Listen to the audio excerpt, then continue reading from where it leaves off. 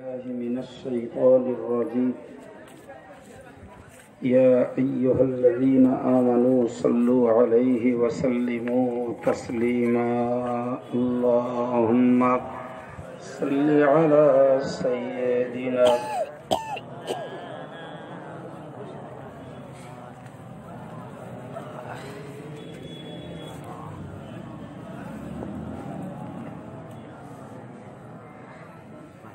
فقد قال الله تعالى في القرآن المجيد وفي الفرقان الحميد أعوذ بالله من الشيطان الرجيم إن الذين قالوا ربنا الله ثم استقاموا تتنزل عليهم الملائكة ألا تخافوا ولا تحزنوا وأبشروا بالجنة التي كنتم توعدون صدق الله العظيم وقال النبي صلى الله عليه وسلم ذاق طعم الإيمان من رضي بالله ربا وبالإسلام دينا وبمحمد نبيا عليه السلام صدق رسوله النبي الكريم বন্ধুবর সভাপতি সম্মানিত বিদায়ী বক্তা মৌলানা সাহেব জ্ঞান পিপাসু দিনদার ইমানদার শ্রোতা মণ্ডলী সমস্ত প্রশংসা আল্লাহর সকলেই বলি আলহামদুলিল্লাহ সঙ্গে প্রিয় নবীর প্রতি জানাই অগণিত দরুদ ও সালাম সমাবেতভাবে সকলেই আরো একবার বলি সাল্লাল্লাহু আলাইহি ওয়াসাল্লাম। সম্মানিত ভাইয়েরা, এতক্ষণ ধরে বিদায়ী বক্তার কাছ থেকে অনেক ছড়া কথাবার্তা আপনারা শুনছিলেন। নিঃসন্দেহে কথাগুলো বাস্তব কথা। তিনি তার উদ্যত কণ্ঠে আপনাদেরকে কথাগুলো বোঝাবার চেষ্টা করেছেন। আমি একরাশ দুর্বলতা নিয়ে খুব স্বাভাবিকভাবে ভাষায় দুটি কথা আপনাদেরকে শোনাবার নিয়ত করছি। বাকি আল্লাহ পাকের মর্জি, আল্লাহ তৌফিক দিন, সকলেই বলুন আমিন। ভাই, কোরআন শরীফের একটি আয়াত পড়েছি, প্রিয় রসুলের জবানে বর্ণিত একটি হাদিস পড়েছি। আয়াত এবং হাদিসকে সামনে রেখেই কিছুক্ষণ কিছু কথা আপনাদেরকে শেয়ার করব ইনশাআল্লাহ।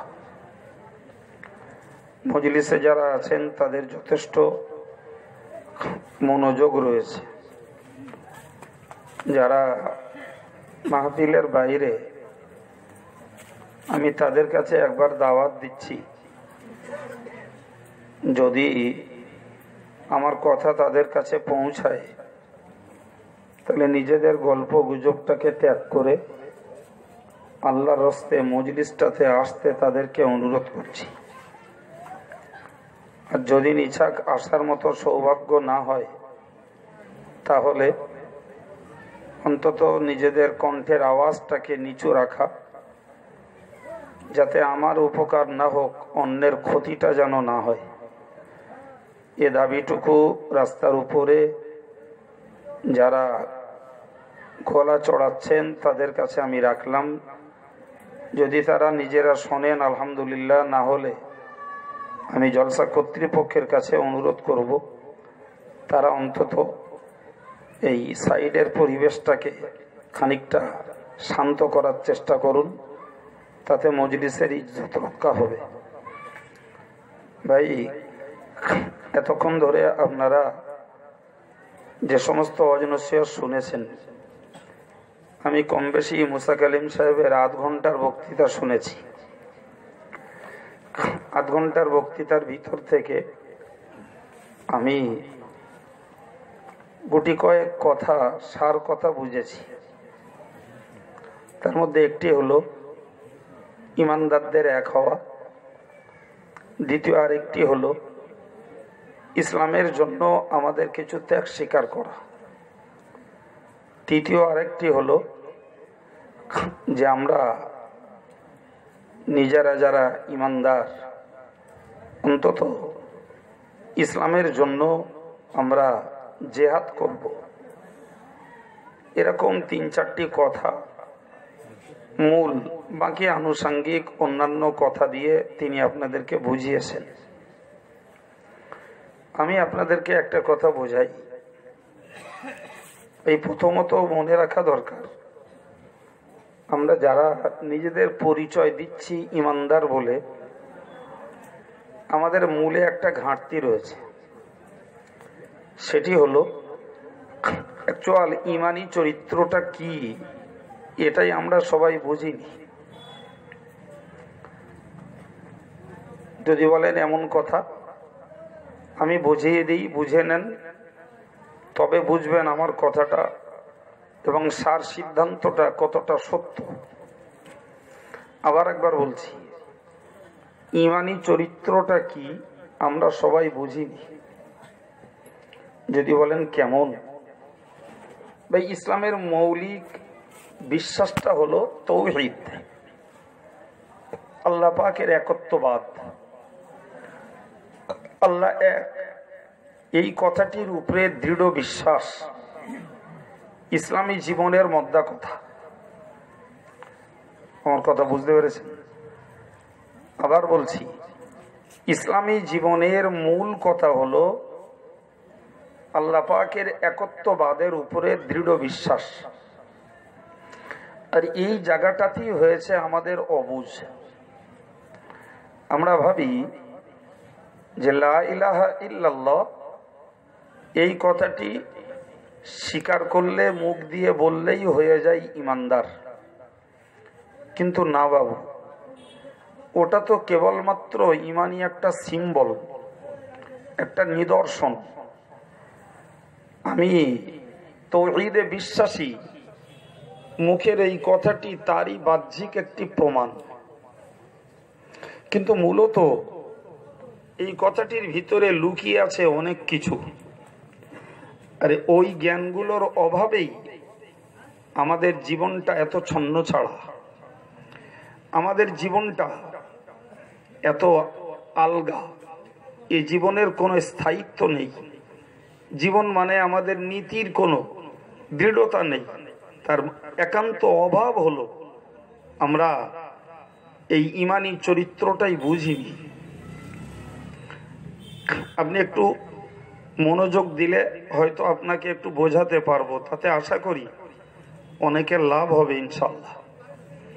আপনি বুঝুন যে আমি মুখে বললাম আল্লাহ ছাড়া কোনো উপাস্য নেই,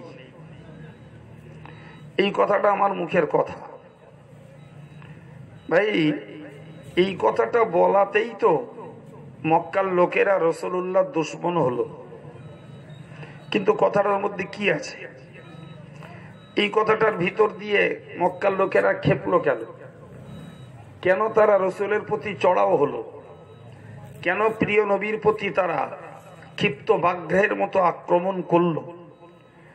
ভিতরে রহস্য কোথায়? রাসূল তো বলেছেন আল্লাহ উপাস্য, কিন্তু কথাটা তাদের কাছে শেলের মতো বিঁধল। এই কথাটাতে তারা চটপট করতে রইল। কারণটা কি?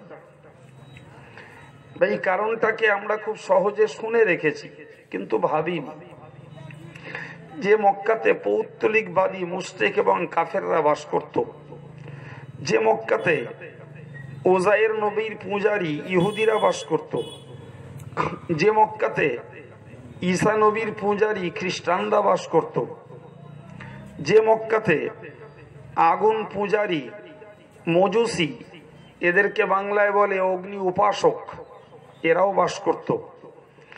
ঠিক সেই রকম একটা পিরিয়ডে আমার নবী এসে বললেন যে আল্লাহ ছাড়া কোনো উপাস্য নেই। ভাই এই একটা সিম্পল সেন্টেন্স, একটা সরল বাক্য, কিন্তু এই কথাটা তাদের প্রত্যেকটা গ্রুপের মাথায় আঘাত হানলো। কারণ তারা বুঝলো যে মোহাম্মদ যে কথা বলছে এই কথার স্বীকৃতি দেয়া মানেই আমরা এই যে প্রতিমা পুজো করছি এগুলো আর উপাস্য বলে গণ্য থাকবে না। আমরা ঈসা নবীর পূজা করছি, ঈসা নবী মাহবুদ বলে গণ্য হবে না। আমরা উজায়ের নবীর পূজা করছি, উজায়ের নবী পূজার উপযুক্ত নয়। আমরা আগুনের পূজা করছি, আগুন উপাস্য হওয়ার যোগ্য নয়। সুতরাং হযরত মুহাম্মদের এই সামান্য কথাটার ভিতর দিয়ে আমরা যতগুলো বিষয়কে, যতগুলো ব্যক্তিকে বা বস্তুকে মাহবুদ বলে, উপাস্য বলে পুজো করছি, সব কটারে হযরত মুহাম্মদ এক কোপে ধরাশায়ী করে দিয়েছে। সুবহানাল্লাহ বলেন, আর একটু চিল্লে বলেন। সব কটারে এক কোপে ধরাশায়ী করেছে। বরং কোরআন বলেছে ইন্নাকুম ওমা তা'বুদুনা মিন দুনিল্লাহ হাসাবু জাহান্নাম। রাসূলুল্লাহ বললে, কোরআন বললে স্পষ্টত, হে মক্কাবাসী, হে বিশ্ববাসী, তোমরা আল্লাহকে বাদ দিয়ে যার পূজা করো, আল্লাহকে বাদ দিয়ে যে বস্তুগুলোকে উপাস্য বলে মনে করো, আল্লাহকে বাদ দিয়ে হাতে গড়া প্রতিমাগুলোকে তোমরা মাহবুদ জ্ঞানে তার কাছে প্রণিপাত করো, তোমরা তোমাদের পূজ্য ওই বস্তুগুলি সব জাহান্নামে যাবে। কথা বোঝাতে পারছি? এখন আপনি বলুন যে মক্কাতে এতগুলো তাওহীদ বিরোধী, আল্লাহর একত্ববাদের পরিপন্থী এতগুলো গোষ্ঠী, আমার রাসূল শুধু একটা কথা বললেন, লা ইলাহা ইল্লাল্লাহ, কোনো মাহবুদ নেই। ঈসা নবী নয়, ওজায়ের নয়, আগুন নয়, গাছ নয়, পাথর নয়, প্রতিমা নয়, এরা কেউ মাহবুদ না। মাহবুদ কেবলমাত্র, শুধুমাত্র, একমাত্র আল্লাহ। ভাই এখানেই শুরু হলো সত্যের সংঘাত, এখানেই শুরু হলো অসত্যের সঙ্গে সত্যের মোকাবেলা। জি, আর এতেই রাসূলের বিরুদ্ধে তারা ক্ষিপ্ত ব্যাঘ্রের মতো তারা আক্রমণ করল। প্রিয় ভাইরা, আমি গভীরে যাব না, গভীরে গেলে আপনারা বুঝবেন না, আমার বকাটা কষ্ট হবে, সহজে বলছি। আমরা সেই সেদিনের প্রচারিত কলেমায় দীক্ষিত মুসলমান, ঠিক কিনা বলেন? তাহলে যে ইসলামের মৌলিকত্ব ছিল, যে ইসলামের স্টার্টিংটা ছিল, আগে অসার অলিক মাহবুদগুলোরে নস্যাৎ করো, তারপর খাঁটি প্রকৃত আল্লাহ মাহবুদ এই বিশ্বাসটাকে তোমার অন্তরে বদ্ধমূল করো। সুবহানাল্লাহ বলে। আবার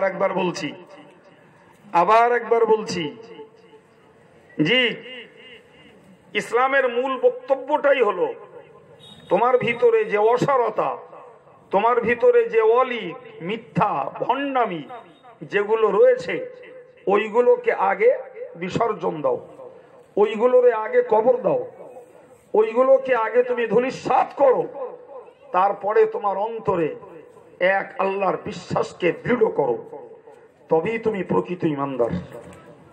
সুবহানাল্লাহ কবে বলবেন? একটু জোর করে বলুন।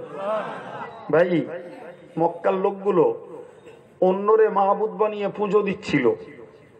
আজকের আমরা অন্যের মাহবুদ বানাইনি, কিন্তু আমাদের কার্যকারিতার ভিতর দিয়ে প্রমাণ করিয়েছি যে আমরা মুখে আল্লাহকে মাহবুদ বললেও আমাদের অন্তর আল্লাহ মুখ নয়। প্রচুর ইমানদার দাবি করেন যারা, এদের অন্তর ভিন্ন মুখ, এদের অন্তর ভিন্ন মুখ। ভাই বলুন, যেখানে আল্লাহ পাক সমস্ত গোনাকে মাফ করার প্রতিশ্রুতি দিয়েছে, কিন্তু শিরকের গোনাকে আল্লাহ ক্ষমা করবেন না বলে কোরআন পাকে স্পষ্ট জানিয়েছেন। একটি আয়াত পাকে বলেছেন, ইন্নাল্লাহা লা ইয়াগফিরু আন ইউশরাকা বিহি, আল্লাহর সঙ্গে কেউ যদি অংশী স্থাপন করে আল্লাহ ক্ষমা করবেন না। ওয়া ইয়াগফিরু মা দুনা যালিকা লিমান ইয়াশা, কিন্তু শিরক ব্যতীত অন্য যত গুনাহ করবে, সমস্ত গুনাহ পাহাড় পরিমাণ, আকাশের চূড়া পরিমাণ হলেও ওই আল্লাহ মাফ করে দেবেন। সুবহানাল্লাহ।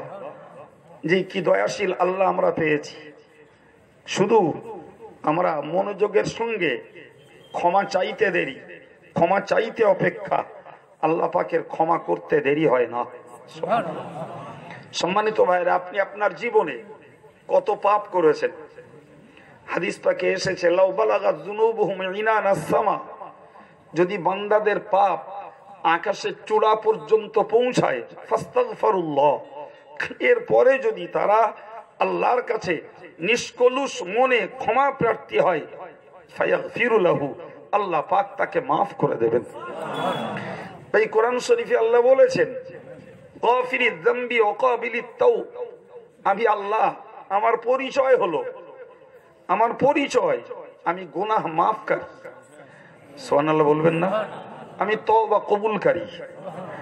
ভাই, তাহলে এই যে বার্তাগুলো, এই বার্তাগুলোতে আমাদের একটা আত্মতুষ্টি লাভ করা উচিত। আমরা শিরক ছাড়া আর যত গুনাহ করব, যদি সত্য সত্যই আন্তরিকতার সঙ্গে খালিস দিলে আল্লাহর কাছে ক্ষমা চাইতে পারি, নিশ্চিত আল্লাহ পাক তার রহমতের কোলে আমাদেরকে আশ্রয় দেবেন। কোরআন বলেছে, ইয়া আইয়ুহাল্লাযীনা আমানু, হে ঈমানওয়ালারা, তুবু ইলাল্লাহ, তোমরা আল্লাহমুখ, তোমরা আল্লাহর দিকে ফিরে যাও, আল্লাহর প্রতি তোমরা মনোনিবেশ করো, আল্লাহর সঙ্গে তোমরা সম্পর্কটা গাঢ় করো, আল্লাহর সঙ্গে তোমরা ঘনিষ্ঠ সম্পর্ক তৈরি করো, তোমরা আল্লাহর কাছে হওয়ার চেষ্টা করো। জোরে বলি আমিন। আর একটু জোরে বলি আমিন। আল্লাহ কবুল করেন। ভাইরা আমার, আল্লাহ বললেন তুবু ইলাল্লাহ, তোমরা আল্লাহমুখ হও। কিভাবে? তাওবাতান নাসুহা, খালিস দিলে, সত্য অন্তরে, যে অন্তরে কোনো তঞ্চু কথা থাকবে না, যে অন্তরে আলাদা কারোর প্রতি আস্থা নয়, একদম অন্ধের মতো আল্লাহর প্রতি বিশ্বাস। আমি যদি খাঁটি দিলে তওবা করতে পারি, আল্লাহ আমায় মাফ করবেন। এই দৃঢ় বিশ্বাস নিয়ে তুমি আল্লাহর কাছে দ্বারস্থ, তোমার উপকার। আসা রাব্বুকুম ইউকাফিরু আনকুম সাইয়্যাতিকুম, আশা করা যায় আল্লাহ পাক তোমার জীবনের সমস্ত মন্দত্বগুলোকে, সকল খারাপিগুলোকে মোচন করে দেবেন। সবাই মিলে বলছেন সুবহানাল্লাহ। আর একটু মন খুলে বলেন, আর একবার বলেন আলহামদুলিল্লাহ। আল্লাহর ঘোষিত বার্তা, আল্লাহর ঘোষিত বার্তা। আল্লাহ বললেন আসা রব্বুকুম, আশা করা যায় তোমাদের প্রভু তোমাদের জীবনের সমস্ত পাপকে তিনি মোচন করবেন। শুধু পাপ মোচন করবেন ওই নয়, ওয়াইদখিলাকুম জান্নাতিন তাজরি মিন তাহতিহাল আনহার, তোমাদেরকে ওই জান্নাতে প্রবেশ করাবেন যে জান্নাতের নিচে দিয়ে প্রবাহিত হয়েছে নির্মল পানির ঝর্ণা। সুবহানাল্লাহ। শুধু ওই নয়, আরো তোমার জন্য উপকার, তোমার জন্য আরো অফার। সেটা কি? মনে রাখো, ইয়াউমা লা ইউখজিল্লাহুন নাবিয়্যা ওয়াল্লাযীনা আমানু মাআহু, ঠিক আরো উপকার তোমার জন্য। তুমি স্মরণ রাখো, সেই বিভৎস কিয়ামতের দিবসে আল্লাহ তোমাকে লজ্জিত, লাঞ্ছিত, অপমানিত করবেন না। একটু মন খুলে বলেন। ভাই, ইমানদারদের গুণ, ইমানদারদের আদর্শ, ইমানদারদের ডিউটি, তোমরা আল্লাহর কাছে দোয়া চাও, ওয়ালা তুখজিনা ইয়াউমাল কিয়ামা, আল্লাহ তুমি আমাদেরকে কিয়ামতের দিনে অপদস্থ করো না। সুবহানাল্লাহ বলেন। জি, এই চাওলা ভাই সত্যি হবে, এখান থেকে একদম সাইড। তোমরা এর কিছু বুঝবে না গো, সরো, পরে পরে যা বিক্রি করবে।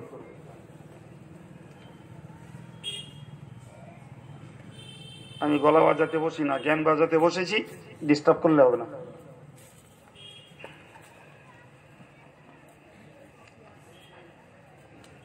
ভাই কি বলেছি? তাহলে যদি আমরা খালিস দিলে তওবা করতে পারি, খাঁটি দিলে আল্লাহর কাছে যদি আত্মসমর্পণ করতে পারি, সমস্ত গুনাহ মাফ করবেন কে? এবং শুধু গুনাহ মাফ করবেন না, আরো বললেন তোমাদেরকে জান্নাত দেব, আরো বললেন কিয়ামতের দিনে তোমাদেরকে আমি বেইজ্জতি করব না। সুবহানাল্লাহ। জি, এটা ইমানদারের পুরস্কার, লা ইউখজিল্লাহুন নাবিয়্যা ওয়াল্লাযীনা আমানু মাআহু, আল্লাহ নবীকে অপদস্থ করবেন না। আর নবীর সঙ্গী সাথী হয়ে যারা ও ঈমান এনেছে, কোন ঈমান? এমনি আমরা যা বলিও না, আমি এই মুহূর্তে যে ঈমানের কথা বললাম, যে মুখের কলেমা নয়, আমার ভিতরের অসার অলিক ভণ্ড বিশ্বাসগুলোকে ত্যাগ করতে হবে, করে তবে আল্লাহর একত্ববাদকে অন্তরে জায়গা দিতে হবে। জি, মুসলিম পরিবারে জন্ম নিয়েছি, ওই ঈমানের কাজ না। জি, আল্লাহ বললেন শোনো, আরো জেনে রাখো, আমি আল্লাহ বলছি, যারা প্রকৃত ঈমানদার এরা আল্লাহর কাছে দোয়া চায়, আল্লাহ তুমি আমাদেরকে হাসরের দিনে অপদস্থ করো। বলেন আমি। ফের বলেছেন ইয়াকুলুনা রব্বানা আতমিম লানা নূরানা ওয়াগফির লানা, হে আল্লাহ তুমি আমাদের ঈমানের জ্যোতিকে পূর্ণ করে দাও, আর ওয়াগফির লানা, ওই ঈমানের খাতিরে আল্লাহ তুমি আমাদেরকে মাফ করে দাও। সম্মানিত ভাইরা, আমি আপনাদেরকে এত কথা বুঝিয়ে এসেছি, মূল আলোচনা কোথায় রেখেছি ভুলে যাইনি, ঠিক সেখানে আবার আপনাকে পৌঁছে দেব। আমি আপনাকে বোঝাতে চেয়েছি, শিরক ছাড়া যত রকমের গুনাহ আছে সব গুনাহ আল্লাহ মাফ করার সুযোগ দিতেই আমাদের পাপের জন্য কুইক অ্যাকশন আল্লাহ নেন না। কথা বুঝেছেন? কিছু একটু জোরে বলেন, কথা বুঝেছেন? তাহলে আরো ক্লিয়ার বুঝুন। ভাই, মানুষের কাছে অপরাধ করলে মানুষ কুইক অ্যাকশন নেয়, ঠিক কিনা বলেন? কথা বলেন, কুইক অ্যাকশন। ভাই, এই চালারা কাছে দাঁড়িয়েছিল, আমার অস্বস্তি হচ্ছিল, জি কুইক অ্যাকশন নিলাম, সরে যেতে বললো, তারা সরে গেল। অ্যাকশনটা নিতে দেরি করেছি? কথা বলেন। হ্যাঁ, ছেলেটা দুষ্টুমি করবে, বাপ কান গরম করা একটা দাবড়া ছেড়ে দিলে, দেরি করে। ছাত্রটা দুষ্টুমি করেছে, উচ্ছৃঙ্খলতা করেছে, পড়া ভালো করিনি, মাস্টার মশাই দুঘা ঝেড়ে বসলো। কথা বলেন। জি ভাই, চোরটা চুরি করেছে, গ্রামের মোড়লরা ধরে তার একদম উল্লেখযোগ্য দৃষ্টান্তমূলক শাস্তি চেকে দিল। আছে না নাই? হ্যাঁ, বুকে হাত দিয়ে ভেবে বলুন, আমাদের আন্ডারটেকিং যারা, তারা যখন কোনো অপরাধ করে আমরা তাদের প্রতিক্রিয়া নিতে আর করতে কোনো অংশে দেরি করি না, ঠিক করে বলেন? ঠিক। আচ্ছা, বুকে হাত দিয়ে বলুন দিন, আমরা আল্লাহর গোলাম, আমরা জীবনে যত অপরাধ করেছি, আল্লাহ যদি কুইক অ্যাকশন নিতেন তো একটা লোকেরও সুস্থ পাওয়া যেত বলে মনে হয়? বুঝে বলছেন? যদি আল্লাহ বলতেন তুই যদি চোখ দিয়ে টিভি দেখিস তো দৃষ্টিশক্তি কেড়ে নেব, তুই চোখ দিয়ে যদি নাচিয়াদের নাচ দেখিস, পরের বউ আর মেয়ে দেখিস, তো চোখ কানা করে দেবো। যদি আল্লাহ বলতেন যে তুই যদি কোনোদিন গান শুনিস, তোর কান কালা করে দেবো, তুই যদি জীবনে কোনোদিন মিথ্যা কথা, গীবত, গেল্লা, চিটিংবাজি করিস, তো জবানে স্ট্রোক দিয়ে জবানটাকে বন্ধ করে দেবো, তুই যদি মাথায় কুচিন্তা করে কারো যদি ক্ষতি করার ধান্দা করিস, তোর ব্রেনের তার কেটে তোরে পাগল বানিয়ে দেবো, তুই যদি কোনোদিন পা চালিয়ে কোনো হারাম অনুষ্ঠানে যাস, তোর পাটাকে পঙ্গু বানিয়ে দেবো। ভাই, তুই যদি কলবে কোনোদিন কখনো কুকাজের নিয়ত করিস, তোর কলবে পচনা ধরিয়ে দেবো। বুকে হাত দিয়ে বলুন, কোন মদ্দালক আছে এই চলমান পৃথিবীতে বাস করবে? পীর, পীরজাদা, মৌলানা, মুফতি, হাফেজ সাহেব, হাজি সাহেব, ডাক্তার, মাস্টার, ব্যারিস্টার, মিনিস্টার, কার মুরদ আছে সাহস করে বলবে যে আমি এই পৃথিবীতে অক্ষত জীবনযাপন করতে পারবো? কথা বলেন। কারোর বুকের পাটা থাকে তা বলেন, আমি তার সঙ্গে পায়ে হাত দিয়ে একটু সালাম করে কথা বলবো। কেউ আছেন? জি, জীবনে কোনোদিন আমরা সব ভাবিও নি, কোনোদিন কল্পনাও করিনি যে আমরা আমাদের অধীনস্থ যারা সদ্য তাদের প্রতি অ্যাকশন নিচ্ছি, অথচ আমরা আল্লাহর অধীনস্থ, আমাদের অপরাধের দায়ে আল্লাহ পাক সদ্য অ্যাকশন, সদ্য প্রতিক্রিয়া দেখান না। সুবহানাল্লাহ কখন বলবেন? জি সুবহানাল্লাহটা তো ঘাটে ঘাটে বললি, বুঝলুম যে একদিন শুনে খানিকটা সেন্স তৈরি হয়েছে। আর একটু মন খুলে বলেন, আর একটু আলহামদুলিল্লাহ বলেন। আল্লাহ শুকরিয়া আদায় করার দরকার আছে না নাই? জি, আমি যদি ভাবি জীবনে যে পাপ করেছি আল্লাহ আমাকে আজও তার ব্যবস্থা, তার কোনো শাস্তির ব্যবস্থা আল্লাহ করেননি, কোনো পানিশমেন্ট দেননি, ভাই তাহলে তো ঘন ওই আল্লাহর প্রশংসা করতে হয়, গুণ গাইতে হয়। কথা বলেন। একটা মদ্দালোক দেখান যে মদ্দালোক এমন কোন অপরাধ করিনি যে আল্লাহ কোনো তার অ্যাকশন নিতে পারে, আছে কেউ? নেই তো। এবার আপনি বলুন আমার বক্তব্য এই সুযোগ আল্লাহ কেন দিয়েছেন? কেন দিলেন এই সুযোগ?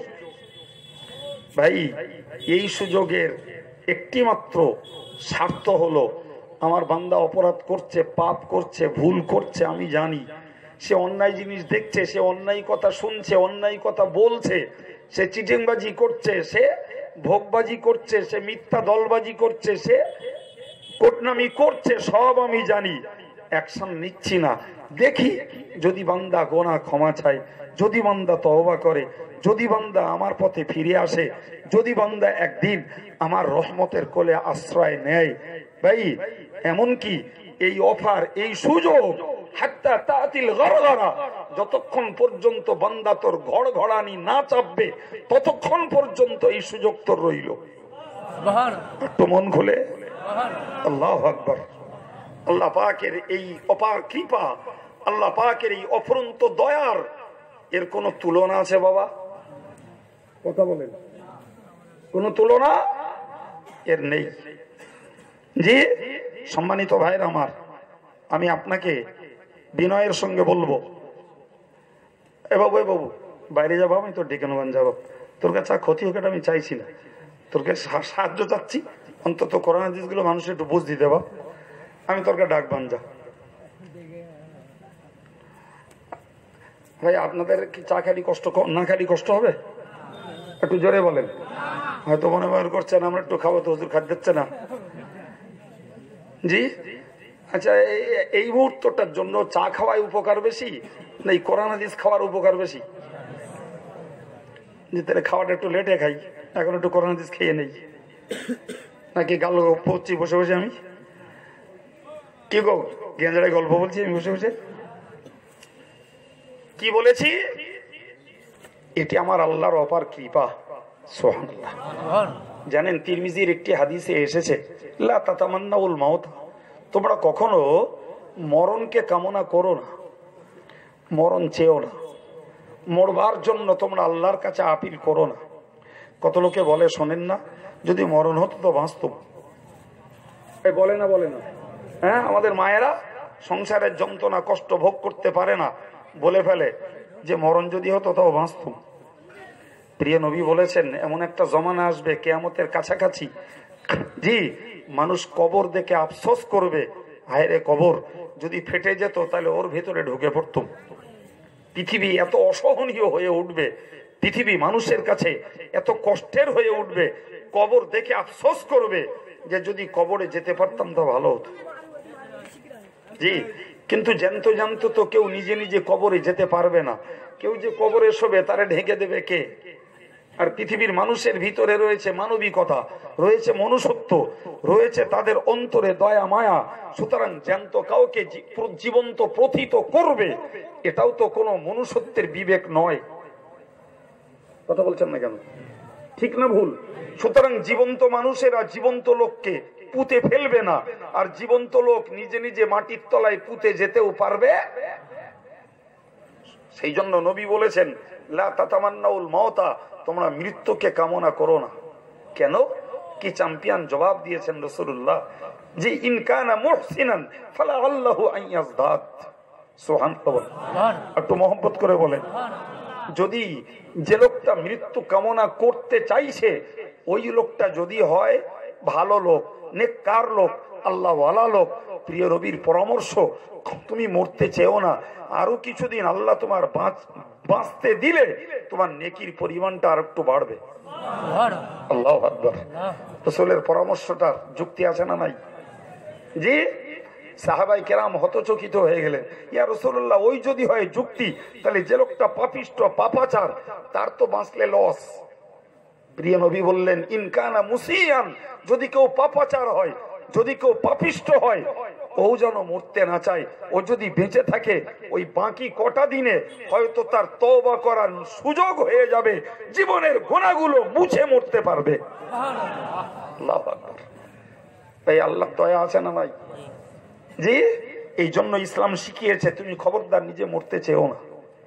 আমি আপনাকে ঘুরিয়ে ঘুরিয়ে বোঝাতে চাইছি একটি জিনিস, সেটি হলো যত বড় পাপিষ্ট আমরা হই, আমাদের ছেলেরা মেয়েরা যেই হোক, সুযোগ আছে, এখনো রাস্তা খোলা আছে। আল্লাহর কাছে যদি আমরা আল্লাহর কাছে যদি আত্মসমর্পণ করি, তাহলে আমাদেরকে মাফ করবেন কে, সাফ করবেন কে? জি, মহান আল্লাহ বলেছেন, ইস্তাগফিরু রাব্বাকুম, হে আমার বান্দা বান্দি, তোমরা তোমাদের প্রভুর কাছে ক্ষমা চাও। একটু জোরে বলেন, মনে রাখো, ইন্নাহু কানা গফফার। সুবহানাল্লাহ। তিনি বললেন যে মনে রাখো তিনি অতীব ক্ষমাকারী। আবার বললেন, ইরসিলিস সামা আলাইকুম মিদরারা, হে বান্দা তোদের উপরে বৃষ্টি হয় না, খরায় ভুগছিস, তোরা আমার কাছে পানি চা। কিসের বিনিময়ে? তওবা করে, গুনার মাফি চেয়ে আমার কাছে পানি তলব কর। ওই ক্ষমা চাইবার বদৌলতে গুনাহ মাফ করব, তোদের অনাবৃষ্টিতে বৃষ্টি দেবো। শুধু ওই নয়, তোর টাকার দরকার আছে বান্দা, টাকা নিবি, আমি আল্লাহ তোকে প্রতিশ্রুতি দিচ্ছি, ওয়ুম দিদকুম বিআমওয়াল, তোরা আমার কাছে ক্ষমা চা, তোদের অর্থের অভাবকে দূর করে আর্থিক সাহায্য দেব। বান্দা তোর সন্তান হয় না, কিংবা তোর শুধু ছেলে, তোর মেয়ের চাহিদা, তোর শুধু মেয়ে, তোর ছেলের চাহিদা, আমি আল্লাহ বলছি বান্দা তুই আমার কাছে বেশি করে ক্ষমা চা, নিঃসন্তানের সন্তান দেব, যার মেয়ে নাই তার মেয়ে দেব, যার ছেলে নাই তার ছেলে দেব। এই অফার গুলো কার? সুবহানাল্লাহ বলেন। ডিউটি আমাদের কি করব? নিজেদের জীবনের পাপের ফিহরিস্টটা, পাপের তালিকাটা, পাপের লিস্টটা সামনে আনবো। যে চোখটা একবার বুঝিয়ে শুধু খেয়াল করলেই রা করে মনে উঠবে ব্যাকের লাইফটাই, যে ব্যাক হিস্ট্রিতে আমার পিছনের ইতিহাসে কি রয়েছে, পাপের তালিকা মনে পড়বে না। এমন এমন আমরা কেউ টাল বেরানের নই। কথা বলে আজকের ইয়ং স্টাফ, যুব সমাজ কি করছে সেটি তো কারেন্ট অ্যাফেয়ার্স, তার কাছে তো দিবালোকের মতো স্পষ্ট। কথা বলেন, কে মোবাইলে ব্যস্ত, কে নারীবাজিতে ব্যস্ত, কে তাসে ব্যস্ত, কে জুয়ায় ব্যস্ত, কে বা লটারিতে ব্যস্ত। আজকের ইয়ং স্টাফের কাছে সেগুলো কারেন্ট অ্যাফেয়ার্স, একদম সদ্য প্রসূত ঘটনা। সুতরাং এগুলো তাদেরকে নতুন করে স্মরণ করতে হবে না। আমরা যারা ওল্ডেস্ট, আমরা যারা বার্ধক্যে উপনীত, একটু চোখটা বন্ধ করে পিছনের খাতা খুলুন, চটচট করে মনে উঠবে জীবনে কবে থেকে নামাজ স্টার্ট করেছি, জীবনে কবে কত গালি দিয়েছি, জীবনে কার ফাঁকি মেরেছি, জীবনে কার প্রতি অত্যাচার করেছি, জীবনে কাকে শোষণ করেছি, জীবনে কত অন্যায় করেছি, সামাজিক, ধার্মিক, মানবিক, রাজনৈতিক কত অন্যায় করেছি, সব তালিকা পরপর চলে আসবে। উভয়ের জন্য একটা রাস্তা, উভয়ের জন্য। যাদের জীবনটা আজকে বার্ধক্যে উপনীত, এরা ভাবো আমার জন্য রাস্তা আল্লাহর কাছে আত্মসমর্পণ, আল্লাহর কাছে ক্ষমা, আল্লাহর কাছে মিনতি। এবং যুব সমাজের এটাই আজকে ডিউটি। হে যুবক, তুমি তোমার গতিতে ব্রেক করো, থমকে দাঁড়িয়ে যাও। আর নয়, বুঝনি করে ফেলেছো, মাফের দরজা খোলা আছে না নাই? জোরে বলেন, ক্ষমার দরজা খোলা রয়েছে, ব্রেক করো জীবনে। আর নয়, জি, ব্রেক করার পরেও স্লিপ টানবে, তওবা করার পরেও আবার নফস টেনে নিয়ে যাবে, তওবা করার পরেও আবার শয়তান উৎসাহিত করবে, তওবা করার পরেও দুনিয়ার মোহজালে জড়িয়ে পাপে হাবুডুবু আবারও হয়তো খেতে হতে পারে। কিন্তু আমার জন্য দরজা বন্ধ হয়নি। কতক্ষণ? যতক্ষণ আমার জানের ঘড়ঘড়ানি না চাপবে। সুবহানাল্লাহ বলেন। জি, মানুষ যখন মৃত্যুকে কাছ থেকে দেখে ফেলে তখন আর তার তওবা কবুল হয় না। দুটো সময়, দুটো পিরিয়ড তওবার দরজা বন্ধ। নাম্বার ওয়ান, যে কোনো মানুষের যখন ঘড়ঘড়ানি চাপা শুরু হয়, আমরা যেটাকে শুনলে ভাবি লোকটার বুকে প্রচুর সর্দি লেগেছে। জীবনে মুমূর্ষ মানুষকে যারা দেখেছেন তারা আমার কথা সাক্ষী দেবেন। জি, খানিকক্ষণ বাদে বাদে টানা টানা নিঃশ্বাস ফেলছে, আর বুকের ভেতরে মনে হচ্ছে গাদা সর্দি। সম্মানিত ভাইরা, জি ভুল ভেঙে নেন, ওটা সর্দি নয়, ওটাই মৃত্যুর জাকান্দানি, ওটাই মরণের কষ্ট। ওর দম নিতে যে কষ্ট হচ্ছে সেটাই ওই দেখছি ঘোড়াত ঘোড়াত করছে। কেউ আছেন মুমূর্ষ লোককে দেখেছেন? হ্যাঁ, আমি যেটা বলছি সত্যি না মিথ্যা? রাসূলুল্লাহর বক্তব্য ওটাই জাকান্দানি, আমরা ভাবি ওটা সর্দি, ওটা সর্দি। আমার চোখের সামনে আমি একটা লোককে দেখেছি, আমার চোখের সামনে বসে আছে লোকটা, বুকটা ঘড়ঘড় করছে, ছেলেরা হাঁচড় পেচড় করছে, ডাক্তার নিয়ে এসেছে। আমি সেখানে একদম স্ট্যান্ড, ডাক্তার নিয়ে এসেছে। জি, সেই লোকটা ঠিক এরকম স্পষ্ট বলছে খোকা তোমরা বেকার আমার ডাক্তার দেখিও না। ডাক্তারের বলছে ডাক্তারবাবু ওষুধ দেবেন না, এ আমার এই মৃত্যুর কষ্ট হচ্ছে। আমি হতবাক দাঁড়িয়ে সেখানে, বলছে ওষুধ দিও না, এটা সর্দি নয়, আমার এটা মরণের কষ্ট হচ্ছে। লোকটা দোতলার উপরে একটা খাটে শুয়ে আছে। জি, তো লোকটা এই কষ্ট বললো, ডাক্তারবাবু ওষুধ দিতে সাহস করলেন না, ইঞ্জেকশনও দিলেন না, কিচ্ছু না। জি, খোদ পেশেন্ট নিজে বলছে এটা আমার সর্দি নয়, এটা আমার মৃত্যুর যন্ত্রণা, কেন তোমরা আমাকে ওষুধ দিচ্ছ? আমি হয়তো টেম্পটেড বলছি, কিন্তু তিনি নম্র ভাষায় বলছিলেন। ফলে ডাক্তারবাবু বললেন উনি যখন নিজে চাইছেন না তো এর উপরে ট্রিটমেন্ট করা ঠিক না। জি, তো ডাক্তারবাবু চলে যাচ্ছে, সেই সময় উনি বলছেন যে তোমরা আমার মাথাটাকে উত্তর দিকে করে দাও, কেবলামুখী করে দাও। তো এরা ওই শুইয়ে দিচ্ছে, আর আমি ওই সময়টুকুর জন্য নিচের তলায় এসেছি। তো এই আসা যাওয়ার ভিতরে খুব বেশি হলে 5 মিনিট। জি, এই 5 মিনিটে সেই মানুষটার তার ছেলেটার বক্তব্য, শোনো নামাজ কাজা করবে না, আর ভাই বোনের প্রতি অবিচার করবে না, পাড়ায় অনেক গরিব মানুষ আছে, আমি এদের সবাইকে আমি এদের প্রত্যেকটা রমজান মাসে ছোলা দেই, চিনি দেই, যাদের পয়সা নিয়ে দুটো ইফতার করতে দেই, ওদেরকে রমজান মাসে এগুলো দিও। আর এই লোকের কাছে পয়সা পাবো। জি, সে একটা কাগজ ধরিয়ে দিয়েছে, কারুর কাছে পয়সা চাইবে না, কেউ উপজে দিলে নেবে, কারুর প্রতি জবরদস্তি করবে না। বলা শেষ, লোকটা কলেমা পড়ে মরে। এই টোটাল কথাগুলো বলতে মিনিট 5 সময় লেগেছে, তার বেশি না। ওই বললাম আমি উপর থেকে নিচে এসেছি, আর ওই নিচে এসে বোধহয় কার সঙ্গে একটা কথা বলছিলাম, আমাকে খবর দিল মারা গেছে। আমি কি বোঝাতে চেয়েছি আপনাদের, মুমূর্ষ ব্যক্তি সব বাড়িতে হয় গো, হয় নাকি? জি, আমরা এগুলো বুঝি না। রাসূলুল্লাহ বলেছেন ওই ঘড়ঘড়ানি চাপা পর্যন্ত তুমি তওবা করো, দরজা খোলা, আর ততক্ষণ পর্যন্ত হাত্তা তাতলু আবাদাক হাত্তা তাতলু আশ-শামসু মাগরিবিহা। জি ভাই, যতক্ষণ পর্যন্ত পশ্চিম দিক থেকে সূর্য উদয় না হয় ততক্ষণ তওবার দরজা খোলা। এই পশ্চিম দিক থেকে সূর্য উদয় হওয়া কিয়ামতের বড় লক্ষণগুলির একটি লক্ষণ। জি, আল্লাহ ভালো জানেন, যা পৃথিবীর নিদর্শন, আমাদের উপরে কিয়ামত হবে না। সুবহানাল্লাহ বলেন, আর একটু জোরে বলেন। যদি বলেন আপনি কি ভবিষ্যৎবাণী করছেন, তাই আমার বুরুদ কোথায়? তবে আপনাদের দোয়ার টদ্দা পড়তে তো পারি। প্রিয় নবী বলেছেন লা তাকুমুস সাআতু ইল্লা আলা শিরারিল খালক। নবী বলেন মন্দ পাপিষ্ট লোকেদের উপর ছাড়া আল্লাহ পৃথিবীকে ধ্বংস করবেন না। আলহামদুলিল্লাহ, আজও পৃথিবীতে কোটি কোটি আল্লাহওয়ালা, দিনদার, আলেম, হাফেজ, প্রকৃতপক্ষে আল্লাহর প্রিয় বান্দা বান্দি যথেষ্ট পরিমাণে রয়েছে। ঠিক কিনা বলেন? মন খুলে বলেন আলহামদুলিল্লাহ। সুতরাং এই জন্যই বললাম এখনো কিয়ামত হওয়ার সময় হয়নি, সুতরাং আমাদের উপরে কিয়ামত হবে না। কিন্তু জেনে রাখবেন, কিয়ামত যখন হওয়ার কাছাকাছি আসবে, পৃথিবী ভরা লোকগুলো হবে তখন পাপী আসামি, এবং পশ্চিম দিক দিয়ে সূর্য উঠবে, তওবার দরজা বন্ধ। মৃত্যুকে কাছ থেকে দেখে ফেললে আর, জোরে বলেন কি বলেছি, জোরে বলেন ভাই, বিশ্বাস রাখুন।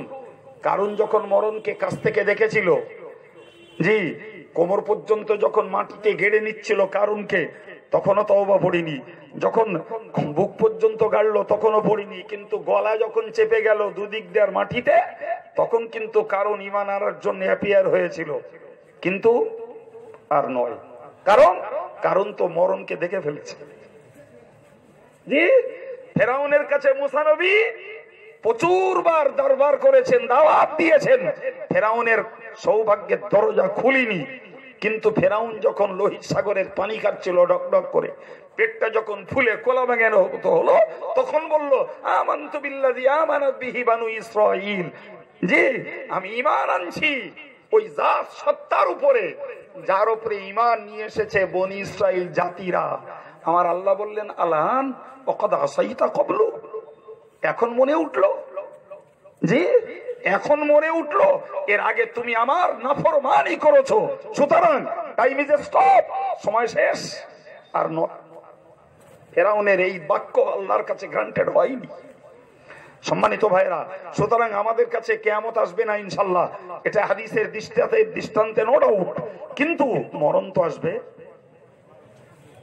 নাকি?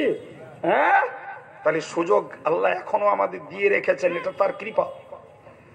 সম্মানিত ভাইরা আমার, আমি আপনাকে আন্তরিকতার সঙ্গে বলবো, কোথায় ওয়াজ রেখেছি মনে আছে আমার?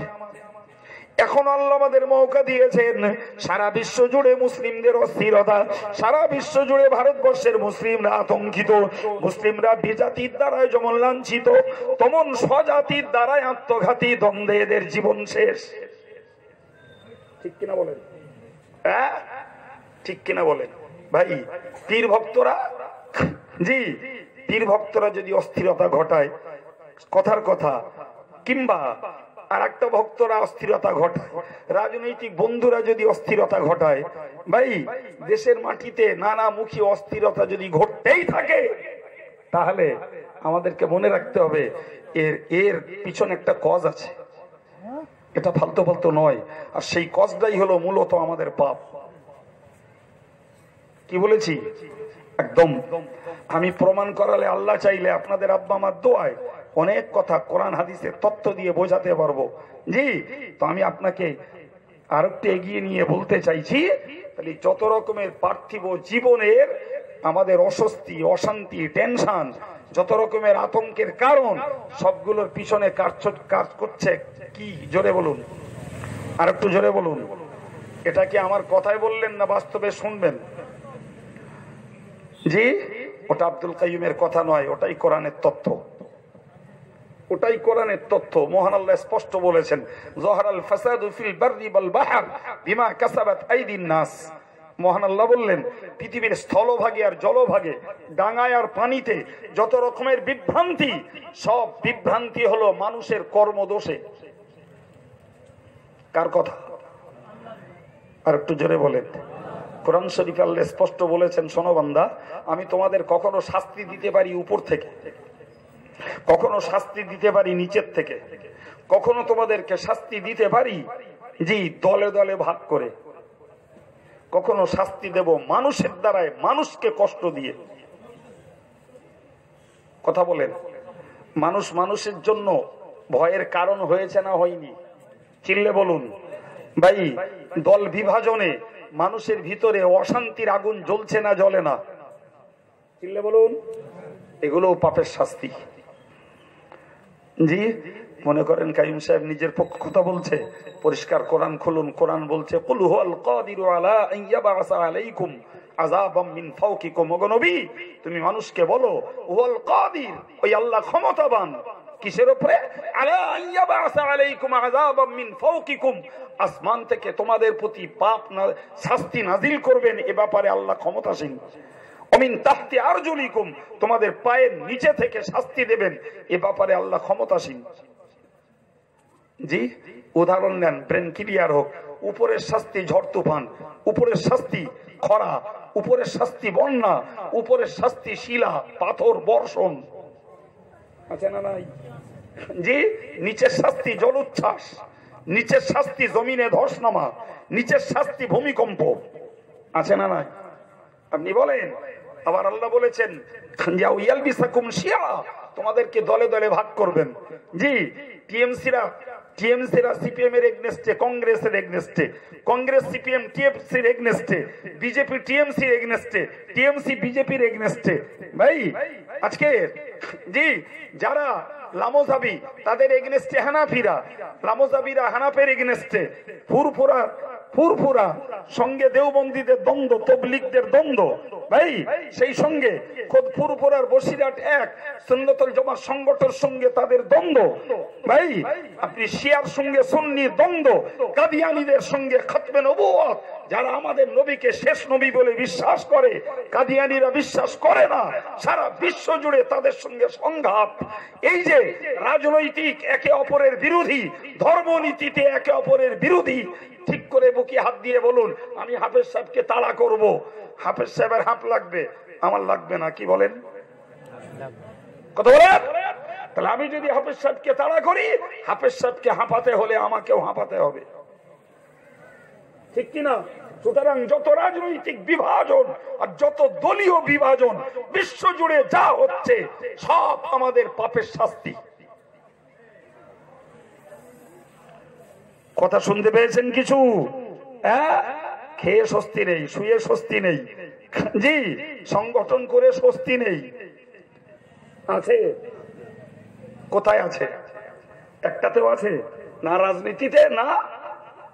কথা বলেন, কথা বলেন। শিখছেন না, মুখ ভুলে যাচ্ছেন। এই যে ধর্মনীতির কথাগুলো বললাম, এতেও কি মানুষ শান্তিতে আছে? আছে? নেই, এটাও শাস্তি।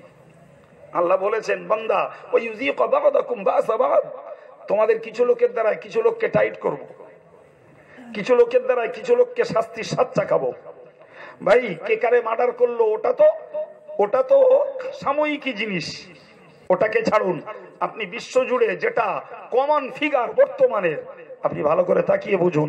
বাংলাদেশের মুসলমানরা মুসলমানদেরকে মারছে, মিশরে মুসলমানরা মুসলমানদেরকে মারছে, ইয়ামানে মুসলমানরা মুসলমানদেরকে মারছে, আফগানে মুসলমানরা মুসলমানদেরকে মারছে। ভাইরা আমার, সারা বিশ্ব জুড়ে আপনি দেখুন কোথায় আছেন। অপরদিকে দেখুন মিয়ানমারের মুসলমান বৌদ্ধরা রোহিঙ্গা মুসলমানদেরকে মারছে, আরাকানের মুসলমানকে বৌদ্ধরা মারছে, চীনের উইঘুর মুসলমানদেরকে বৌদ্ধরা মারছে।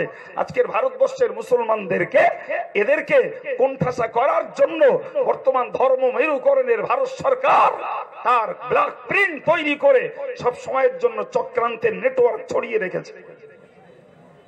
কথা বলে জি ভাই, কোরআনের বক্তব্য কত 100% কারেক্ট। ওয়ায়ুযীকু বা'দাকুম বা'সা বা'দ, কিছু লোকের দ্বারা কিছু লোককে টাইট করব আমি। মাথায় দিতে পেরেছি আপনাদের? জি, অপরাধ হলো আমাদের কর্মদোষ, অপরাধ আমাদের কথার দোষ, অপরাধ আমাদের নীতিগত দোষ, অপরাধ আমাদের বিশ্বাসের দোষ, অপরাধ আমাদের সার্বিকভাবে আল্লাহ আল্লাহ রসুলের বিপরীত চরিত্র। নাউজুবিল্লাহ বলেন, আর একটু জোরে বলেন। ভাই বাইরের ছেলেরা আমার কথা, এ কথা বুঝবারও মুরদ ওদের নেই, আর এ কথার প্রতি তাদের মনোযোগও নেই। কিন্তু মজলিসে যারা আছেন 100% নীরবে আদবে বিনয়ে বসে শুনছেন, আল্লাহ শুকরিয়া, আল্লাহ কবুল করেন, বলুন আমিন। যদি এই কথাগুলো আমরা একটু উপলব্ধি করি আর আমাদের ঘরে যদি কথাগুলোকে শেয়ার করি অন্যের সঙ্গে, তাহলে একলা আব্দুল কাইয়ুমের কথা আপনাদের বহুমুখে বিতরণ হবে ইনশাআল্লাহ, ঠিক কিনা বলেন? চলুন ফিরে, আমি আপনাকে আবার ফিরিয়ে নিয়ে যাচ্ছি। জি, কোরআনের বক্তব্য অনুযায়ী স্পষ্ট প্রতীয়মান। জি বান্দা, তুমি পৃথিবীতে যাই করেছো, ক্ষমার দরজা খোলা আছে, ক্ষমা চাও। বান্দা তুমি ক্ষমা চাও, মানসিক শান্তি পাবে। বান্দা তুমি ক্ষমা চাও, অত্যাচারীর কবল থেকে রক্ষা পাবে। হে বান্দা, তোমার সব রকমের পাপের জন্য তুমি ক্ষমা চাও, তোমার ইজ্জতের হেফাজত আল্লাহ করবেন। ও বান্দা তুমি ক্ষমা চাও, আল্লাহ তোমাকে নিরাপত্তা দান করবেন। ও বান্দা তুমি ক্ষমা চাও, তোমার সাংসারিক, পারিবারিক, রাজনৈতিক, রাষ্ট্রীয় সর্ব অবস্থাতে আল্লাহ তোমাকে সুরক্ষা দান করবেন। শুধু ওই নয়, সত্যি যদি তুমি আন্তরিকভাবে ক্ষমা চাইতে পারো, তোমার জন্য আর একটা ফিডব্যাক, আর একটা বেনিফিট তোমার জন্য, সেটা হলো ইল্লা মান তাবা ওয়া আমানা ওয়া আমিলা আমালান সালিহা। যারা পাপ থেকে ক্ষমা চাইবে, পাপ থেকে যারা ক্ষমা চাইবে আমি আল্লাহ পাক তাদের জন্য অফার দিলাম, নতুন করে ঈমান আনবে, নেক আমলে তারা মনোযোগ দিবে, এর বিনিময়ে তাদের জন্য পুরস্কার হলো আমি আল্লাহ পাক জানিয়ে দিলাম ইউবাদদিলুল্লাহু সাইয়্যাতিহিম হাসানাত। তোমার জীবনে যত পাপ করেছো সমস্ত পাপগুলোকে আল্লাহ নেকি দ্বারা বদল করে দেবেন। আর একটু জোরে হবে না? বান্দা তুই যদি 1 কিলো পাপ করিস একদম 1 কিলো সওয়াব দেবো তোর, অন কন্ডিশন, শর্ত হলো যে পিছনের জীবনে আর ফিরে গেলে হবে না। আগে বেনামাজি ছিলে, বেনামাজি থেকে ফিরে এসো বাবা, আর বেনামাজি থেকো না। তওবার জন্য পীর লাগে না, পীরজাদা লাগে না, ওগুলো মূর্খদের নীতি। মুফতি লাগে না, মৌলানা লাগে না, মসজিদের ইমাম লাগে না। তওবার গোদা বাংলার মানে হলো ফিরে আসা। চিল্লে বলুন কি বলেছি? মুখস্থ থাকবে না, ভুলে যাবেন। তওবার মানে কি? ফিরে আসা। জি, আগে ছিলাম বেনামাজিতে, ফিরে নামাজির দলে এলাম। আগে ছিলাম গানের দলে, এখন এলাম কোরআনের দলে। আগে ছিলাম গালির দলে, এখন এসছি জিকিরের দলে। জি, আগে ছিলাম হারাম রোজগারের দলে, এখন এসেছি হালাল রোজগারের দলে। জি, আগে কোটনামিতে আমি মাস্টার মশাই ছিলাম, এখন আমি মুখটাকে বন্ধ করে নিয়ে তসবির দলে এসেছি। এখন আর জবান অন্য পথে খরচ করি না, তসবি পড়ায় ব্যয় করি। এর নাম তওবা। কথা বোঝা গেছে কি? ওর জন্য পীর লাগে না, হুজুর লাগে না, মুফতি মৌলানা কারুর লাগে না। যদি মনোযোগ থাকে, কথাটাকে মাথায় রাখুন, যে ব্যাকহিস্ট্রিটাকে ত্যাগ করে দিয়ে, পিছনের ইতিহাসটাকে সাফ করে দিয়ে, সামনের লাইফটাকে যদি নিট অ্যান্ড ক্লিন করতে পারে, তাহলে যত পাপ করেছে ততটা পাপের পরিমাণ সওয়াব কে দেবেন? ঘোষণা আব্দুল কাইয়ুমের। কার? আল্লাহর প্রতি বিশ্বাস আছে? আল্লাহ কখনো মিথ্যা বলে? আল্লাহ কখনো ওয়াদা খেলাপ করে? যে আল্লাহ কখনো বান্দার বিপক্ষে যায়?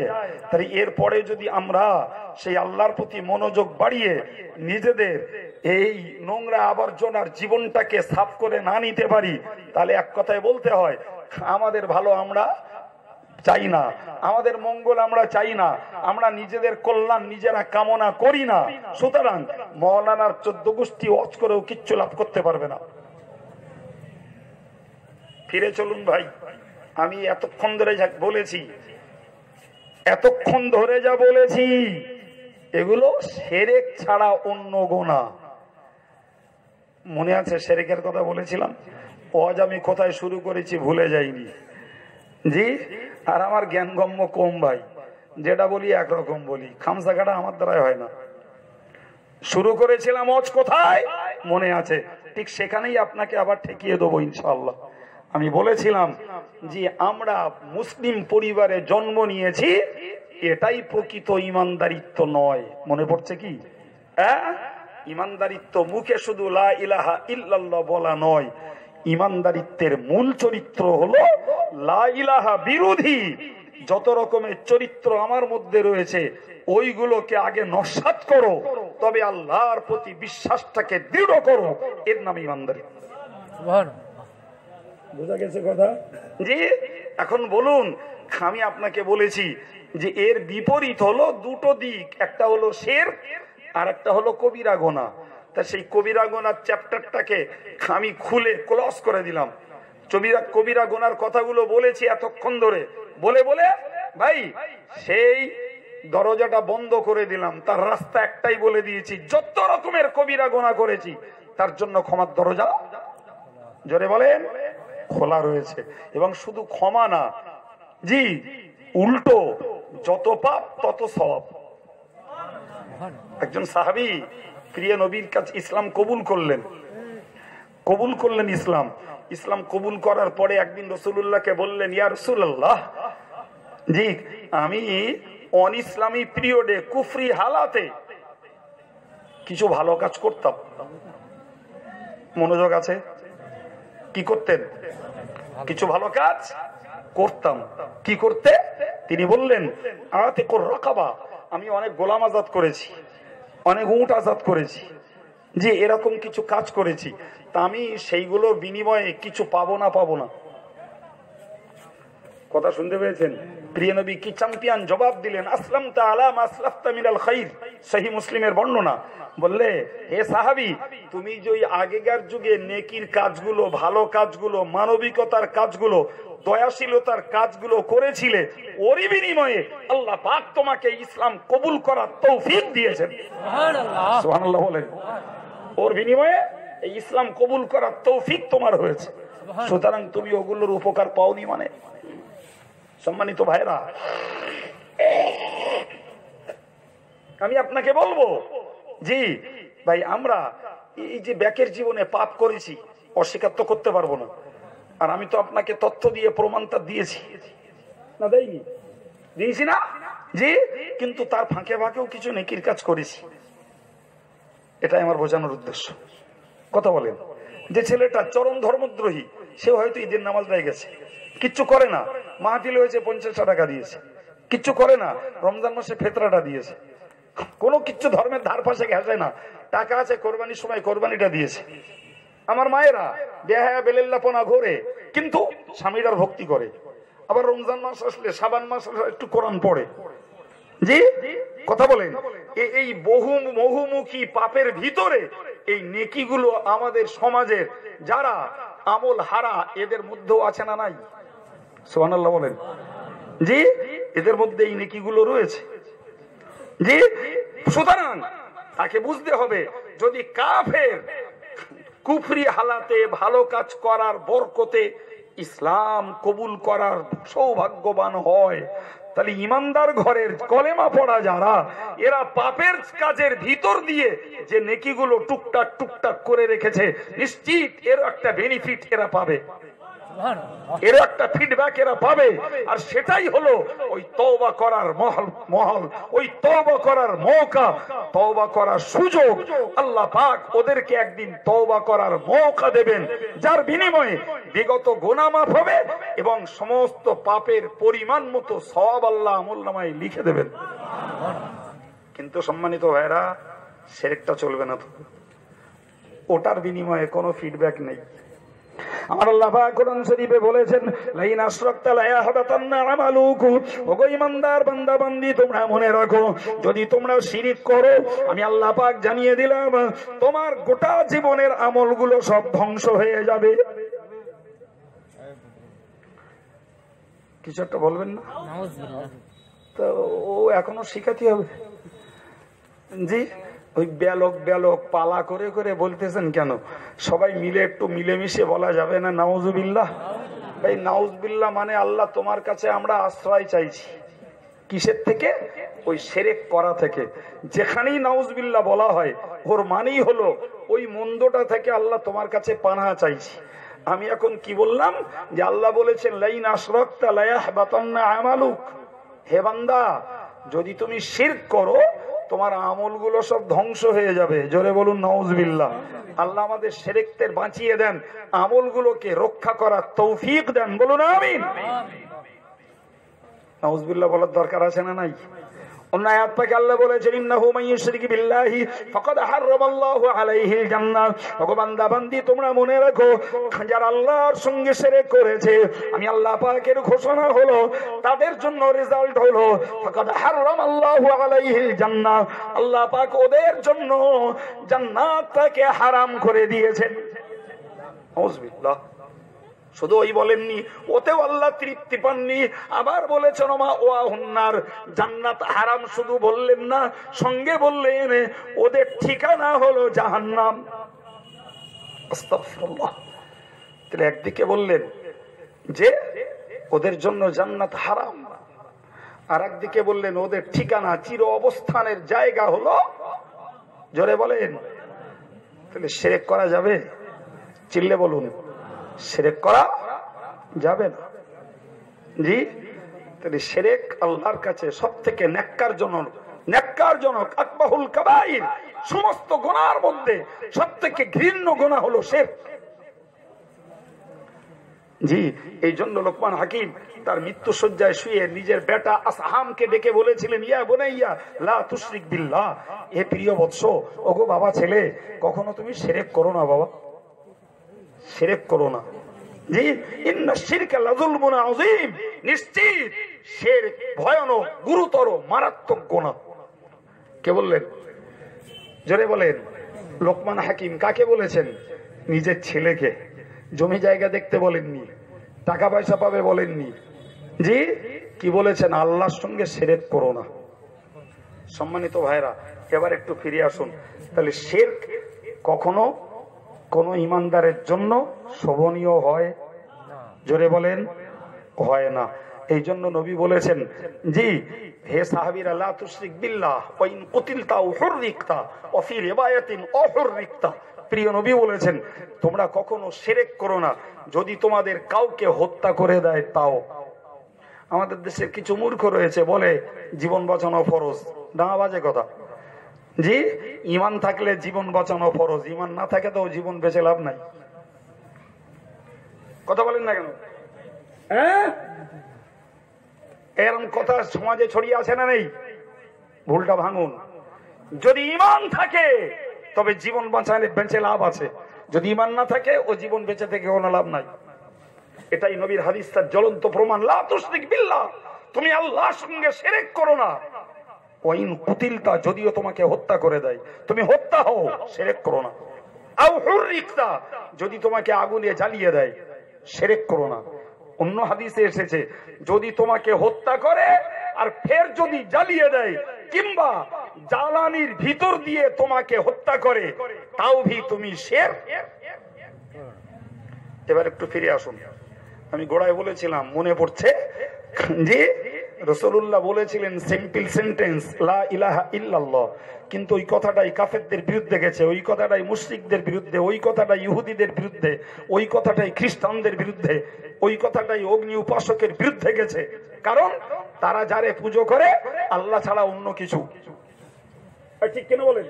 হ্যাঁ ও ভাইরা, আমায় একটু বলবেন, জি আমরা তো লা ইলাহা ইল্লাল্লাহর পক্ষের লোক। জি, এই অল্প কিছুক্ষণের এবার আরেকটা কথা, আমরা লা ইলাহা ইল্লাল্লাহর পক্ষের লোক।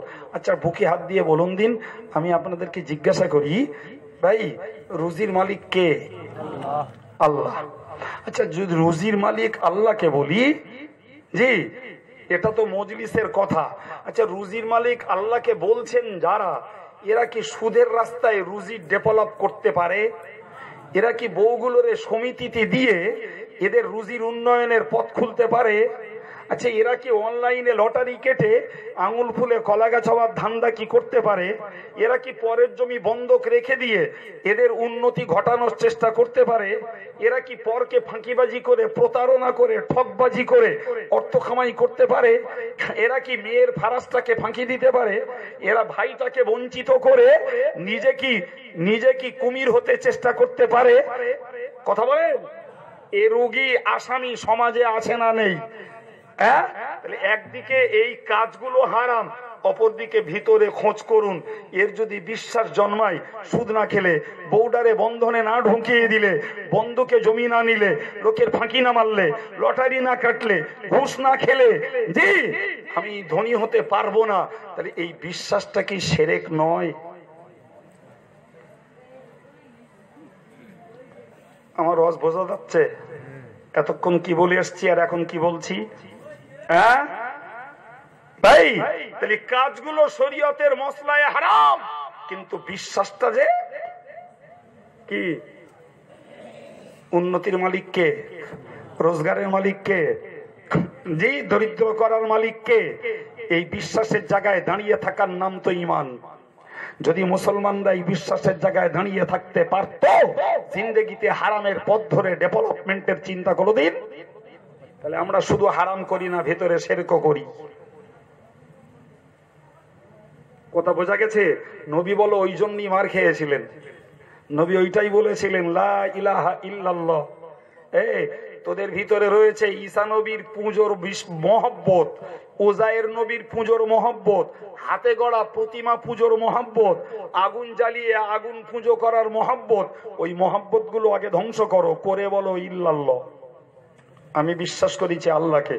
আমি মুসলিম নারী পুরুষ যুবগোষ্ঠী ইলডেস যারা বয়স্ক যারা প্রবীণ যারা তাদের কাছে নিবেদন করছি, নিজের আত্মসমীক্ষা করুন যে আমার ভিতর থেকে এই ভ্রান্ত শিরকি বিশ্বাসগুলোকে কবর দিতে পেরেছি না শুধু শুধু মুখে লা ইলাহা ইল্লাল্লাহ জিকিরে গাঁজা ছোটাচ্ছি। কথা বলেন, হ্যাঁ বেয়াদবি নেন না, ভুল বুঝেন না।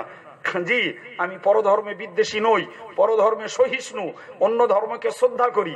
যার বিচার আল্লাহ, যার বিচার তার আল্লাহর কাছে হবে। জি, আমাকে বিচার করতে অধিকার আল্লাহ দেয়নি, অন্যের পূজ্য মাহবুদকে আল্লাহ গালি দেওয়ার অধিকার আমাদেরকে দেয়নি। সুতরাং যার জিনিস তার কাছে। বুকি হাত দিয়ে বলবেন, মুসলমানের ছাবালেরা মাইয়ারা এরা দুর্গাপুজোর বিসর্জনে যাওয়ার লোক আছে না নাই? এরা বিশ্বকর্মায় রীতিমতো সেখানকার ভলেন্টিয়ার স্বেচ্ছাসেবীর পরিষেবক এরা আছে না নাই? কথা বলছেন না কেন? হ্যাঁ, এরা সরস্বতী পূজার সঙ্গে অ্যাডজাস্ট আছে না নেই?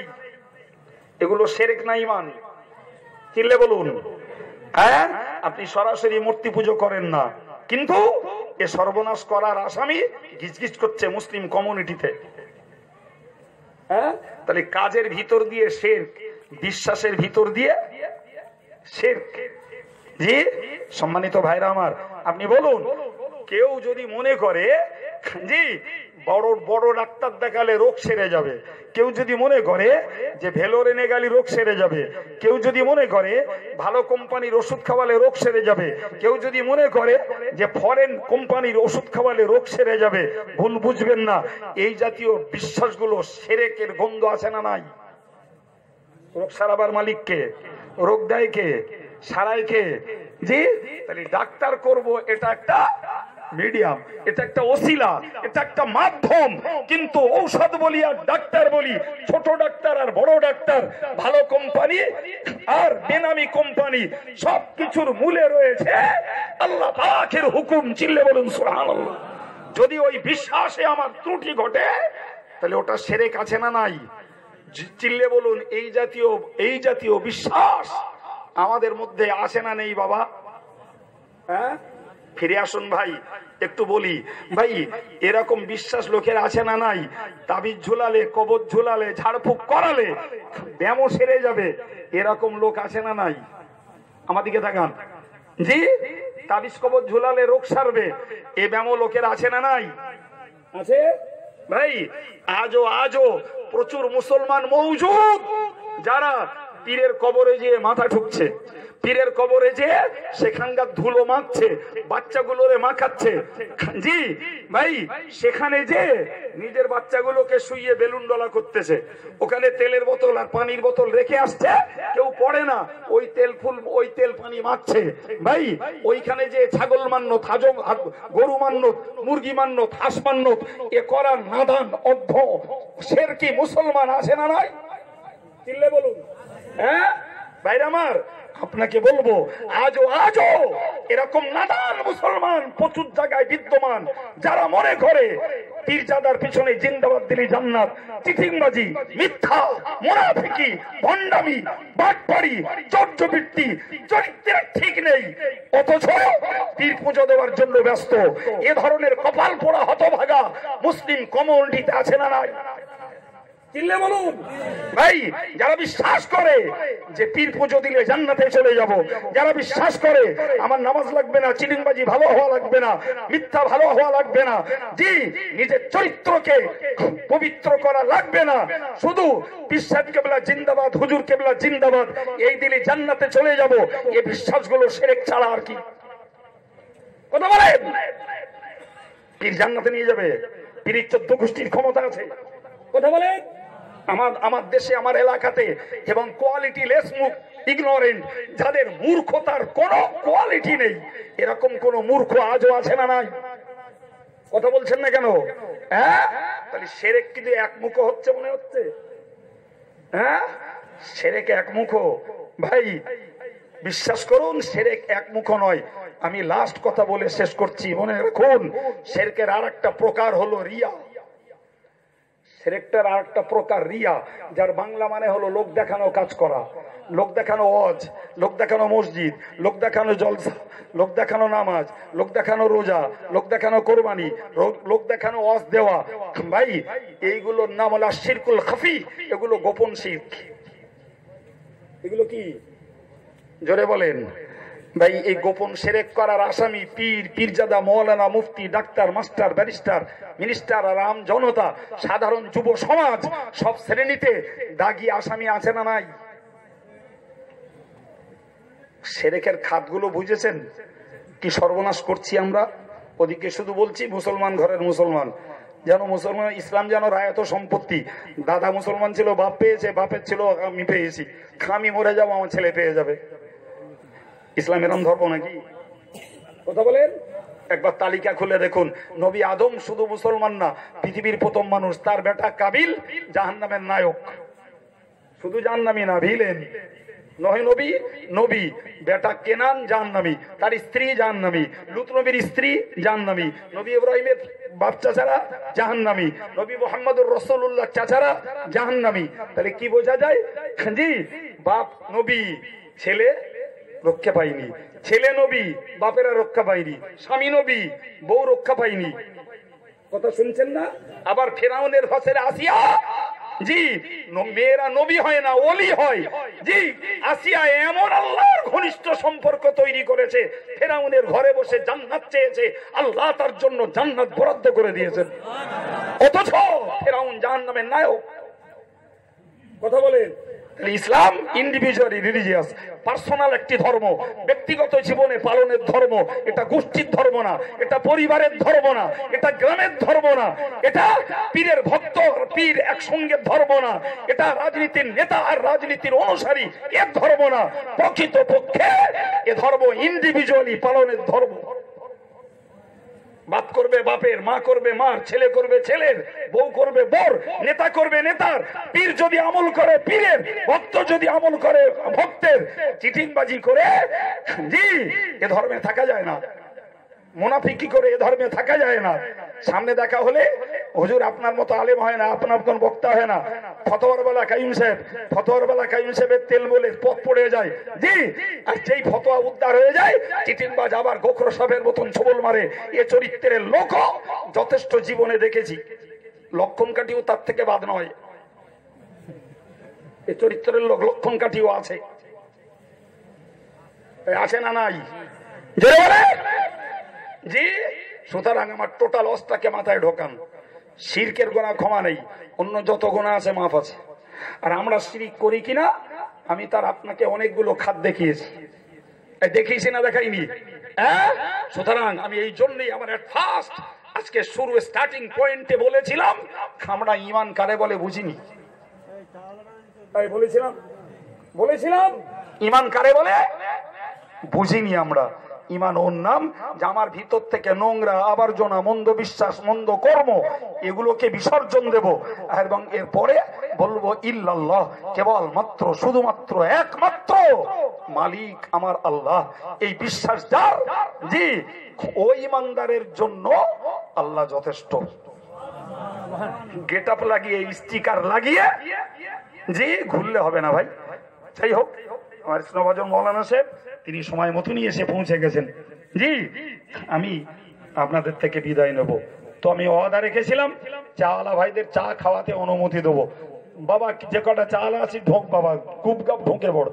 আর আপনারা যারা চা খাবেন এক মুহূর্তে খেয়ে নেন, মিনিট 10 মধ্যে ঢোকে বড় বাবা।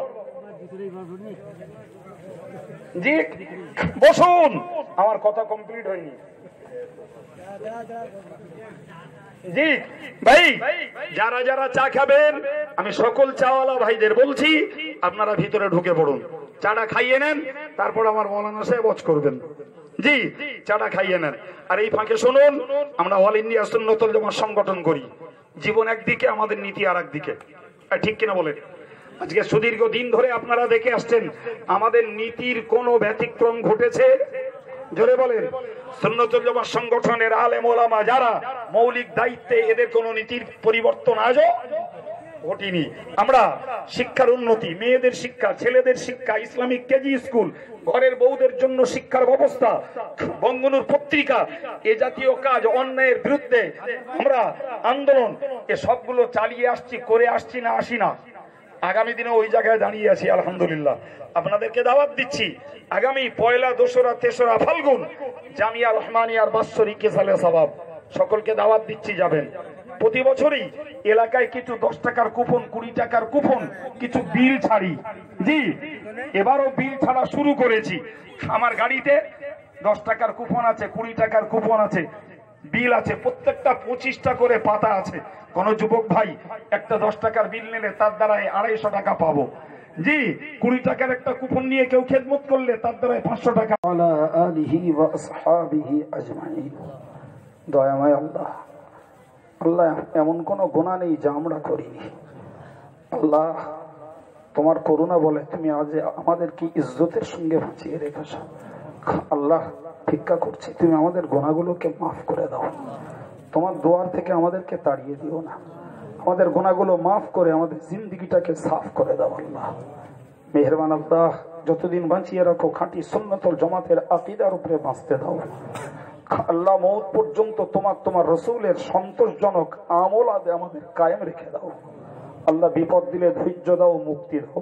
সমস্যা দিলে সমাধান দাও। রোগ দিলে আল্লাহ তুমি শেফা দাও। খাস করে যে ভাইদের জন্য অসুস্থতার থেকে সুস্থতার জন্য দোয়া চেয়েছেন, আল্লাহ তুমি তাদেরকে শেফা দান করো। আল্লাহ তাদেরকে তুমি শেফা দান করো। আল্লাহ এই পাক মজলিসে অনেক দিনদার, ইমানদার, আলেম, হাফেজ, আল্লাহ তোমার বান্দা বান্দিরা রয়েছেন, সবাইকে নিয়ে হাত উঠিয়েছি। আল্লাহ আমাদের প্রত্যেকের পরিবারে যে যা অসুস্থ রয়েছে, আল্লাহ তুমি তাদের শেফাই কুল্লিয়া নসিব করে দাও। আল্লাহ যতদিন বাঁচিয়ে রাখো, হকের পথে ইজ্জতের সঙ্গে সারা পৃথিবীর সর্বত্র তুমি আমাদেরকে হেফাজত করো। রাতে দিনে আলো আধারে আল্লাহ তুমি আমাদের সহযোগী হয়ে যাও। আল্লাহ গোটা বিশ্বের মুসলমানের জানমালকে হেফাজত করে দাও। আল্লাহ তোমার পাক দরবারে মিনতি করি, ভারতের মুসলমানদের নাগরিকত্বের স্থায়িত্ব কায়েম করে দাও। আল্লাহ মসজিদ, মাদ্রাসা, দাড়ি, টুপি, ইসলামী নিদর্শন গুলোর ইজ্জত তুমি রক্ষা করো। আল্লাহ আমরা ইলমে, আমালে, আখলাকে, তাকওয়ায়ে সর্বদিক দিয়ে কাঙাল। আল্লাহ আল্লাহ অপরাধ স্বীকার করছি, তুমি আমাদেরকে রহমতের কোলে আশ্রয় দাও। বিজাতির কাছে লাঞ্ছিত হওয়ার পূর্বে আমাদেরকে ক্ষমা করে দাও। রব্বুল আলামিন, তওবার তৌফিক না দিয়ে তুমি মওত দিও না। আল্লাহ গুনাহ থাকতে তুমি কাউকে মরণের ডাক দিও না। আল্লাহ ঈমান জারি অবস্থায়, কলেমা জারি অবস্থায় তুমি মওত নসিব করিও। পরকালের ঘাঁটিগুলোতে আল্লাহ তুমি মেহেরবানি করে আমাদের সকলের জন্য আল্লাহ হেফাজতের রাস্তা তুমি করে দিও। আল্লাহ তোমার রহমত দিয়ে আমাদেরকে হেফাজত করিও। মেহেরবান আল্লাহ, মেহেরবানি করে আমাদের দোয়াকে তুমি কবুল করো। দোয়াকে কবুল করো। আজকের এই মাহফিলটাকে কবুল করো। যারা পয়সা দিয়ে, শ্রম দিয়ে, সময় দিয়ে আল্লাহ বিভিন্ন ভাবে এ মজলিস মাহফিল কায়েম করতে আল্লাহ শিরকাত নিয়েছেন, শরীক হয়েছেন, সকলকে তোমার দরবারে কবুল করো। সকলকে আল্লাহ হেদায়েত ও নাজাতের জরিয়া বানিয়ে দাও। সকলকে হেদায়েতে কামেলা নসিব করো। এটিকে নাজাতের ওসিলা তুমি বানিয়ে দাও। আল্লাহ দোয়াকে কবুল করো। সাল্লাল্লাহু তাআলা আলান নবিয়্যিল কারীম ওয়া আলা আলিহি ওয়া আসহাবিহি আজমাইন ওয়ারহামনা মাআহুম বিরহমাতিকা ইয়া আরহামার রাহিমিন ওয়া বিহাক্কি লা ইলাহা ইল্লাল্লাহ মুহাম্মাদুর রাসূলুল্লাহ। একটা কথা বলি ভাই, প্রতি বছর রমজান মাসের লক্ষণকাটি গ্রামে একদিন আসি। এই পাড়াতেও আমার এক একজন ভাই পয়সা দেন, আরো সব পাড়ায় একটু একটু ঘুরি। জি, তো আপনাদেরকে এবার একটু অনেক ভাইকে পেয়ে স্মরণ করিয়ে দিচ্ছি। রমজান মাসে একবার আসবো ইনশাল্লাহ।